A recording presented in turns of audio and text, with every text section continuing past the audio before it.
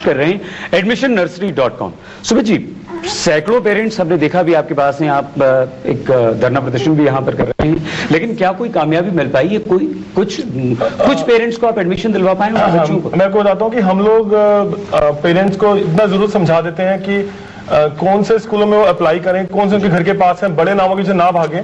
अब जब हमने धरना किया तो उस दिन लेकिन देखिए इनका तो 1.5 किलोमीटर दूर स्कूल है। तो वो तो नहीं मिलाना एडमिशन, बिल्कुल भी। हम सिर्फ एक इनको असिस्ट कर सकते हैं, लेकिन जो स्कूल हैं वो अपनी मनमानी पे तुले हुए हैं और दिल्ली सरकार ने उनको थाली में परोस के दे दिया कि अपने पॉइंट सिस्टम खुद बनाइए। लास्ट ईयर तक जब गांगुली उनका जब सिस्टम चल रहा था तो कुछ पॉइंट फिर भी 80% एक्स्ट्रा थे जो कॉमन थे, बट इस साल तो सबकी अपनी मनमानी चली है। क्या प्रोस्पेक्टस, क्या डेट्स, क्या रिजल्ट्स, क्या फीस, और यहां तक तो कि पेरेंट्स को ये भी एसएमएस से ईमेल करके बुलाया जाता है कि आपके ड्रॉ ऑफ लॉट्स है, लिस्ट भी लगती है ओपन कि किसके कितने पॉइंट्स हैं। मतलब इतनी मनमानी चली है। मैं 3 साल से फोरम चला रहा हूं, मेरे पास 25,000 पेरेंट है। इतना गंदा साल तो मैंने खुद कभी नहीं देखा। अशोक अग्रवाल साहब हमारे साथ हैं, जो कि एक वकील हैं। अग्रवाल साहब, ये सब कुछ हो रहा है, पेरेंट्स आपके सामने हैं, वोहरा साहब साफ तौर पर बोल रहे हैं कि इतनी गंदगी हमने कभी नहीं देखी, इतनी मनमानी हमने कहीं नहीं देखी। कानून में कोई ऐसा प्रावधान है कि कम से कम इन्हें इंसाफ मिल पाए, हर बच्चे को एडमिशन मिल पाए? नहीं पसंद के स्कूल में तो दूसरे स्कूल में कम से कम। अग्रवाल साहब देखिए, हमें ये समझना चाहिए कि सबसे जो प्रॉब्लम है ये वो इसलिए है कि जो सरकारी स्कूल उनका स्टैंडर्ड गिर गया, और एक चीज ऐसा लगता है कि सरकार और ये प्राइवेट स्कूल्स की ऐसी मिली की वजह से कि अब लोगों को मजबूरन जो है ना प्राइवेट स्कूलों पे जा रहा है, और मजबूरन का फायदा हमेशा लोग उठाते हैं। दूसरी बात यह है कि 1973 से हमारे दिल्ली के अंदर कानून है, राइट टू उसका स्कूल एजुकेशन एक्ट, जिसके अंदर सरकार को रेगुलेट करना होता है। तो अनइवन डेवलपमेंट्स उन्होंने करी कि कहीं अब कोई पेरेंट ये शिकायत कर रहा है कि मेरे तो 30 किलोमीटर के अंदर स्कूल ही नहीं है अच्छा है, और जो गवर्नमेंट स्कूल है उसमें वो भेजना नहीं चाहता। तो ये अग्रवाल साहब देखिए, यहाँ पर जैन साहब हमारे साथ बैठे हैं, तो 1.5 किलोमीटर पर स्कूल है इनका, और एक दो नहीं बेचारों ने 21 स्कूल्स में किया, और जाहिर सी बात है 2-4-5 किलोमीटर के एरिया में आपने किया। मोस्टली हम सभी स्कूल में एक में नहीं आ रहे, तो क्या करेंगे? देखिए, अगर हम कानून की स्ट्रिक्टली बात करते हैं तो 2006 के अंदर दिल्ली हाईकोर्ट ने क्लियर निर्देश दिए थे कि ट्रांसपेरेंसी होनी चाहिए, अकाउंटेबिलिटी होनी चाहिए, यूनिफॉर्म प्रोसीजर होना चाहिए। अभी राइट टू एजुकेशन एक्ट में एकदम क्लियर प्रोविजन हो गया कि आप 2 बच्चों के अंदर डिफरेंशिएट कर ही नहीं सकते, मतलब किसी भी बच्चे को एक को फेवर और दूसरे को डिसफेवर। मुझे लगता है यही प्रोसीजर है, और जहां हम ये प्रॉब्लम महसूस कर रहे हैं कि कोई पेरेंट ये कह रहा है कि मेरे 15 किलोमीटर में कोई स्कूल नहीं है, मुझे लगता है कि ये डिस्टेंस वाली भी बात खत्म कर देनी चाहिए दिल्ली के अंदर। अग्रवाल साहब का ये सुझाव वाकई बहुत अच्छा है, और राइट टू एजुकेशन की यहाँ पर बात हो रही है। अगर अधिकार है, हर बच्चे को शिक्षा का अधिकार है, तो उसे शिक्षा क्यों नहीं मिल रही? क्यों जैन दंपत्ति यहाँ पर परेशान हो रहे हैं? केस स्कूल्स में भी अप्लाई करने के बाद उन्हें एडमिशन नहीं मिल पा रहा है, और वोहरा साहब की कोशिशें भी क्यों नाकाम है? आखिर किया क्या जाए? हम तुरंत लौटते हैं और बात करते हैं, क्योंकि इस वक्त अगर दिल्ली में आप जिसका बच्चा छोटा है ईशान की तरह, अगर उन पेरेंट्स से बात करें तो वो खाना नहीं खा सकते, वो उनकी रातों की नींद उड़ी हुई है, वो सिर्फ सिफारिशों के चक्कर में पड़े हुए हैं, वो पैसा लेकर घूम रहे हैं, और उसके बाद भी बच्चों को एडमिशन नहीं। शीला दीक्षित के, दिल्ली की मुख्यमंत्री के दावे वादे सब खोखले बेकार। देखते रहिए न्यूज़ 24।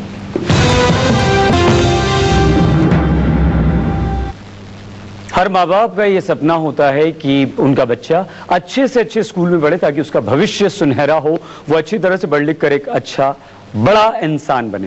लेकिन यहाँ तो नर्सरी में ही बच्चे को एडमिशन नहीं मिल रहा है, तो वो आगे क्या पढ़ेगा, कहाँ बढ़ेगा, और कैसे वो एक अच्छा नागरिक या अच्छा इंसान बनेगा? जैन दंपति यहाँ पर हमारे साथ है। आरती जी, 21 में से कोई एक स्कूल ऐसा जहां आपको लगता है कि यहाँ एडमिशन हो जाता, होना चाहिए था? जी, मॉडर्न स्कूल मेरे घर के सबसे नजदीक है। मॉडर्न स्कूल कहाँ पर, किस जगह? मॉडर्न स्कूल हुमायूं रोड पर इसका जूनियर ब्रांच है। 12 खंबा road, I live in Connaught place, मैं कनॉट प्लेस में रहती हूँ। 12 खंबा रोड हमारे घर से बहुत नजदीक है, जहाँ पर इसका सीनियर ब्रांच है। लेकिन मॉडर्न स्कूल में भी मेरे बेटे का एडमिशन में कहीं नाम नहीं आया, and to be very frank, मुझे ये नहीं मालूम कि मेरे बच्चे का एडमिशन किस बेसिस पर रिजेक्ट हुआ, क्योंकि मॉडर्न स्कूल ने ये कोशिश ही नहीं करी कि वो अपना कोई लिस्ट, पॉइंट वाइज सिस्टम, या जो भी जिस भी तरीके से उन्होंने बच्चों को अपना एडमिशन दिया है उसको वो खोलकर ओपन करें कि किस बेसिस पे उन्होंने बच्चों को एडमिशन दिया है।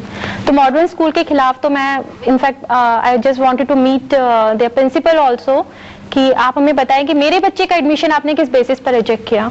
अगर आप उनका एडमिशन फॉर्म देखेंगे, उसमें एडमिशन प्रोसीजर देखेंगे, उन्होंने कुछ खुलासा किया ही नहीं है, सीधे से रिजर्वेशन दे दिया 20% for alumni, 20% for sibling, 25% for economic weaker section. Sumit ji, जिस तरह से आरती जी बता रही हैं एडमिशन नहीं मिला, क्या एक बहुत आसान शब्दों में हमें समझाइए कि एडमिशन मिले तो मिले कैसे? क्या आपका स्कूल अगर जो नजदीक है घर के वहां मिलेगा क्या? बेसिकली हर स्कूल ने एक पॉइंट सिस्टम बनाया हुआ है अपने हिसाब से। वो कुछ जो है 25-30 पॉइंट देते हैं नेबरहुड को, बाकी सिबलिंग और एलुमनाई को पॉइंट सिस्टम दे रहे हैं। वो कुछ सिबलिंग को दे रहे हैं, कुछ एलुमनाई दे रहे हैं। सिबलिंग के तो फेवर में सभी हैं, क्योंकि सब कहते हैं कि पेरेंट जिसका बच्चा एक स्कूल में जा रहा है वो चाहेगा दूसरे में वहीं जाए। बहुत सारी प्रॉब्लम्स आते नहीं, तो सुबह दोनों, एक का ईस्ट दिल्ली में हो गया, एक का वेस्ट दिल्ली छोड़ने कैसे जाएगा पेरेंट? तो सिबलिंग के तो ज्यादा पेरेंट कहते हैं कि होने चाहिए, लेकिन जो फर्स्ट बॉर्न है वो यहाँ पीछे रह जाता है। तो फर्स्ट बॉर्न चाइल्ड के सिर्फ 5-10 पॉइंट है, और कई स्कूल ने क्या किया, ये विरासत बन गई है। उनको पता है जो एलुमनाई हमारे पढ़ा हुआ वो।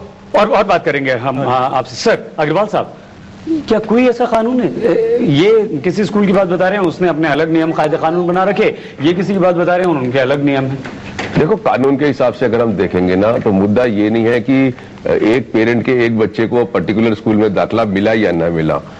सवाल ये है, मुद्दा ये है कि क्या आपने सब बच्चों को इक्वल अपॉर्चुनिटी दी है उस प्रोसेस के अंदर? अभी right to education act clearly कह रहा है कि सब बच्चों को आपको इक्वली ट्रीट करना पड़ेगा। अब यहाँ पे तो जो स्कूल है, ये प्राइवेट स्कूल जो है, वो बच्चों को दाखिला नहीं देते, वो एक्चुअली में प्रैक्टिकली पेरेंट्स को दाखिला देते हैं। बड़ी बात, बड़ा सवाल और बहुत अहम बात अग्रवाल साहब यहाँ पर कह रहे हैं कि आपको सेम इक्वली ट्रीट नहीं किया जाता है और पेरेंट्स को एडमिशन मिलता है, बच्चे को नहीं मिलता।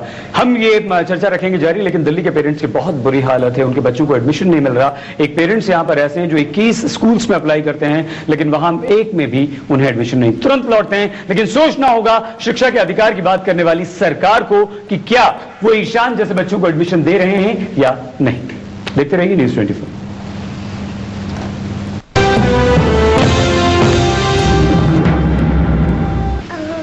दिल्ली में नर्सरी में बच्चों को एडमिशन नहीं मिल रहा है, सुमित वोहरा जी, क्यों? रीजन ये है कि यहाँ पे स्कूलों की मनमानी चलती आ रही है। इस साल नहीं, पिछले 3 साल से मॉडर्न स्कूल ने पिछले 3 साल से अपना कोई पॉइंट सिस्टम ओपन नहीं किया। उनके अगेंस्ट रिट पिटीशन फाइल हुई, उनके अगेंस्ट मीडिया में हमने 25 बार आवाज उठाई।